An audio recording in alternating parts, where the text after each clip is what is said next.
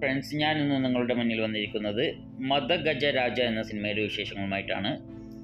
Sundar C സംവിധാനം ചെയ്ത് ഈ സിനിമ 2012-2013 കാലഘട്ടത്തിൽ ഷൂട്ടിംഗ് കഴിഞ്ഞ സിനിമയാണ്.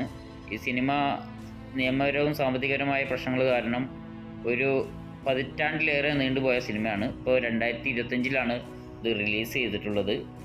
ഈ സിനിമയിൽ മരണമടഞ്ഞ മനോബല, മണിവർണ്ണൻ, അങ്ങനെ ഒട്ടേറെ പേര് ഈ സിനിമയിലുണ്ട്. എന്നിട്ട് 2012 ഷൂട്ട് ചെയ്ത സിനിമയുണ്ട്, ഷൂട്ടിംഗ് കഴിഞ്ഞ സിനിമയുണ്ട്.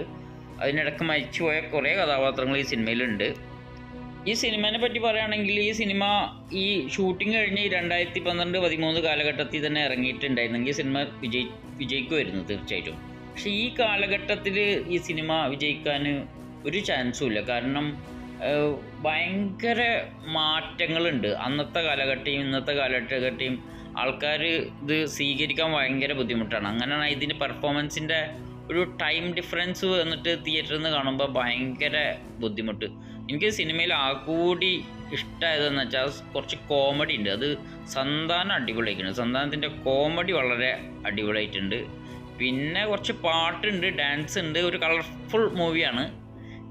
എനിക്ക് സത്യം പറഞ്ഞാൽ ഒരു ഫുൾ സാറ്റിസ്ഫാക്ഷൻ ഉണ്ടായിരുന്നില്ല. കാരണം ഒരു പഴയ സിനിമ കാണുന്ന ഒരു ഫീലാണ് ഉണ്ടായിരുന്നത്. പഴയ സിനിമ തിയേറ്ററിൽ നിന്ന് കാണുമ്പോൾ ഭയങ്കര ഒരു ബോറിംഗ് ആയിരുന്നു. നിങ്ങൾ ഈ സിനിമ കണ്ടിട്ടില്ലെങ്കിൽ സിനിമ കാണുക, എന്നിട്ട് നിങ്ങളുടെ അഭിപ്രായം പറയുക. എനിക്ക് കൂടുതലൊന്നും പറയാനില്ല. അപ്പോൾ കണ്ടിട്ട് വിവരം പറയുക. ഞാൻ പുതിയ സിനിമാ വിശേഷങ്ങളായി ഉടൻ തന്നെ വരും. അപ്പോഴേക്കും എല്ലാവർക്കും നമസ്കാരം, ബൈ.